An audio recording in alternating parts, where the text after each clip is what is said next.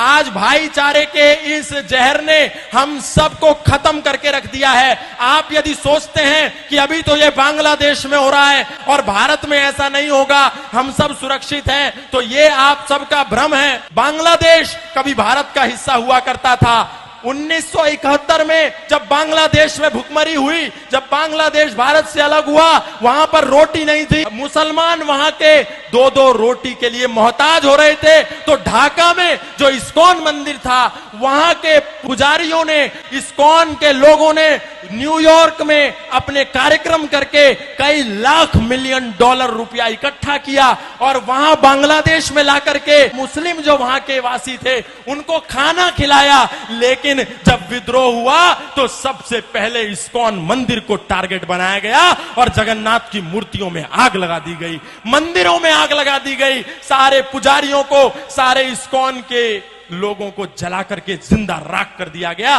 बांग्लादेश में जितने भी वो दंगाई थे आए और देखा कि ये हिंदू है, इसीलिए उनकी दुकानों में, उनके घरों में, उनके आशियानों में आग लगा दी गई। और हमको ऐसा लगता है कि हमारे भाई हैं। गाय को काट करके रोटी के साथ खाने वाले और गाय को अपने घर में बनी पहली रोटी देने वाले कभी भी भाई नहीं हो सकते, कभी भाई नहीं हो सकते।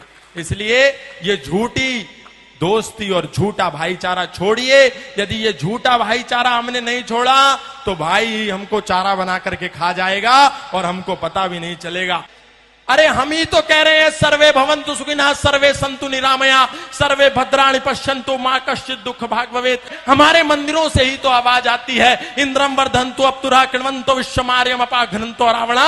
लेकिन आपको ऐसा लगता है कि जैसे ये सनातन धर्म के मंच संपूर्ण विश्व के कल्याण की मांग करते हैं, शायद उनकी मस्जिदों से, शायद उनके मदरसों से भी इसी कल्याण की मांग की जाती होगी। क्योंकि आपको समझ में नहीं आता, जो दिन में 5 समय आवाज आती है, ला इलाहा इल्लल्लाह मोहम्मद रसूलुल्लाह अशहदु अल्ला इलाहा इल्लल्लाह हुवा अशहदु अन मोहम्मदन अब्दुहु व रसूलुहु। उसका मतलब क्या है?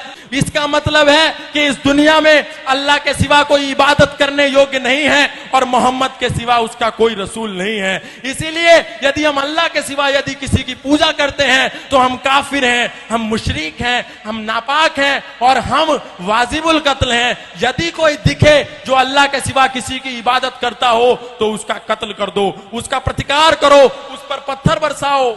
और यही होता है जब मर्यादा पुरुषोत्तम श्री राम की शोभा यात्रा लेकर के हम सड़कों से निकलते हैं तो अचानक से मस्जिदों के ऊपर से पत्थरबारी होने लगती है, ऊपर से कांच की बोतलें फेंक दी जाती हैं। इसका तात्पर्य क्या है? हमको लगता है अचानक कैसे हुआ? अचानक नहीं हुआ, आपको तो दिन में 5 बार चेतावनी दी जा रही थी, आप ही नहीं सुन रहे थे।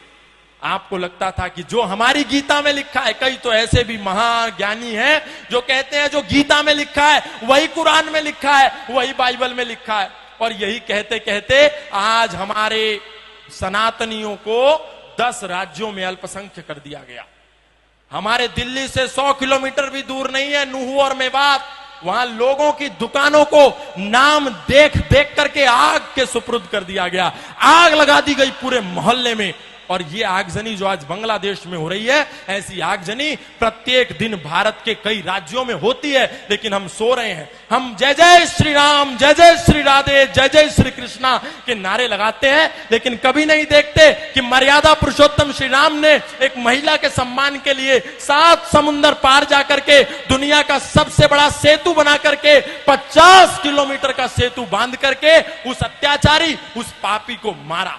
मतलब ये हम सीखते नहीं, केवल सिया राम जय जय राम और कहानी खत्म। बस हमको इतने में ही शॉर्टकट रास्ते में मोक्ष चाहिए। हम ये नहीं कहते कि हम किसी का प्रतिकार करें, हम ये भी नहीं कहते हम किसी से हिंसक हो जाएं, लेकिन हम ये कहते हैं हम किसी पर अटैक ना करें तो कम से कम अपने पास डिफेंस का साधन रखें। सनातन धर्म कभी भी पहले अटैक के लिए नहीं कहता, लेकिन सनातन धर्म आत्मरक्षा की बात करता है, डिफेंस की बात करता है। अग्रतश्चतुरः वेदा पृष्ठतः सस्रम धनु इदम ब्रह्मम इदम शस्त्रम शापादपि शरादपि शस्त्रेण रक्षति ही राष्ट्र शास्त्र चर्चा प्रवर्तते। विश्वामित्रादि ऋषियों के यज्ञ हवन भी तभी सफल होते हैं जब पहरे पर स्वयं धनुर्धर राम खड़े होते हैं। यदि हमारे पास शस्त्र और शास्त्र नहीं होगा तो हमारा कल्याण 10 सालों में हो जाएगा, ये आप मान करके चलिए। आज सनातनियों ने अपने शस्त्रों को भी कोने में फेंक दिया और शास्त्रों में भी दूर हो गए, बोले बस इनको तो लाल कपड़े में रखेना। नहीं, राम वही जो मर्यादाओं की परिभाषा बने रहे, राम वही जो भारत भू की अंतिम आशा बने रहे। अरे जिसने राजमहल के वैभव को सन्यासी बना दिया, जिसने खुद को राजा से हंसकर वनवासी बना दिया, माना उसकी जन्मभूमि मुद्दे पर हर काम जरूरी है, मगर अयोध्या से पहले हर दिल में राम जरूरी है, मगर अयोध्या से पहले।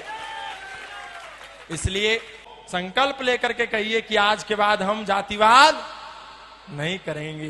जातिवाद को नहीं छोड़ा तो वही हाल होगा जो बांग्लादेश में हुआ। किसी ने जाकर के नहीं पूछा कि तुम ब्राह्मण हो क्या, तुम जाट हो क्या, तुम गुजर हो क्या, तुम मणिया हो क्या, तुम मारवाड़ी हो क्या, तुम तेली हो क्या, तुम धोबी हो क्या। बांग्लादेश में जितने भी वो दंगाई थे आए और देखा कि ये हिंदू है, फिर वो चाहे जाट था, चाहे गुजर था, चाहे इस्कॉन का था, चाहे आर्यों का था, चाहे राधा स्वामी था, चाहे निरंकारी था, उसने देखा कि ये हिंदू था। इसीलिए उनकी दुकानों में, उनके घरों में, उनके आशियानों में आग लगा दी गई। इसीलिए कुछ दिन के लिए इस जातिवाद के जहर से बाहर निकलिए और एक होकर के सब लोग ओम ध्वज के नीचे आ जाइए। तो एक होकर के ओम ध्वज के नीचे तभी काम बनेगा, क्योंकि वो सब चांद सितारे के नीचे हैं। चाहे बरेलवी हो, चाहे अहमदिया हो, चाहे मोहम्मदी हो, चाहे कुरैशी हो, सब एक हैं, लेकिन हम बटे हुए हैं।